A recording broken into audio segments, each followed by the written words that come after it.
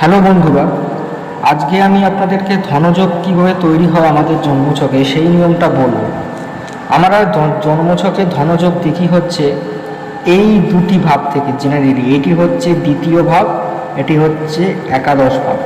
এই দ্বিতীয় ভাব হচ্ছে আমাদের ব্যাংক ব্যালেন্স বা ফিক্সড অ্যাসেট, আমাদের মানে স্থায়ী সম্পত্তি। আর একাদশ ভাব হচ্ছে এইটাকে আমরা দশম ভাব বলে থাকি, 10th হাউস। এই 10th হাউসে আমরা যে কেরিয়ারে থাকি, যে কেরিয়ারে থাকি, সেই কেরিয়ার থেকে আমরা যা লাভ অর্জন করি তার মূল্য, মানে নেট প্রফিট।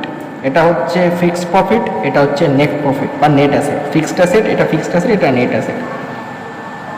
দ্বিতীয় ভাব এবং একাদশ ভাব, এই দুটি ভাব থেকে আমরা জেনারেলি ধনযোগ দেখে থাকি। এছাড়াও এই পঞ্চম ভাব এবং এই নবম ভাব, এই দুটি ভাব এবং লগ্ন ভাব, এটি হচ্ছে লগ্ন 1 নম্বর ভাব। এই তিনটে হচ্ছে লক্ষ্মী স্থান। আমি আপনাদেরকে বলেছিলাম প্রথম ভিডিওতে যে কোনটা বিষ্ণু স্থান, কোনটা লক্ষ্মী স্থান। এই তিনটে হচ্ছে লক্ষ্মী স্থান, 1, 5 আর 9। 1 নম্বর স্থান লগ্ন হচ্ছে সবথেকে শুভ স্থান, কারণ এটা কেন্দ্র এবং কোণ উভয় ইন্ডিকেট করে, তাই এটা শুভ।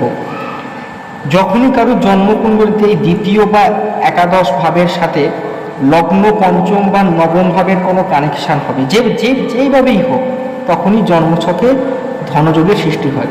ধরুন এখানে শুক্র আছে, এটা হচ্ছে দ্বিতীয় অধিপতি শুক্র। এই শুক্র আর এই শনি, দ্বিতীয় অধিপতি আর একাদশ অধিপতি, এরা যদি কোনোভাবে এই পঞ্চম ভাবে অবস্থান করে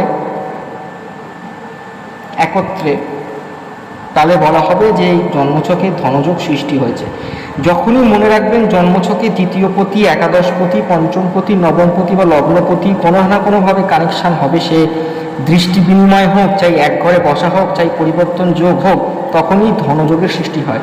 এবং বেসিক্যালি যখন এই ধনভাবের মধ্যে, অর্থাৎ লগ্নে দ্বিতীয়, পঞ্চম, নবম বা একাদশে, বেসিক্যালি এই ধনভাবের মধ্যে যখন ধনযোগ হয়, তখন এটা খুব শক্তিশালী ধনযোগের সৃষ্টি হয়, যেটি একজন ব্যক্তিকে মিলিয়নিয়ার থেকে বিলিয়নিয়ার করতে পারে। ওকে।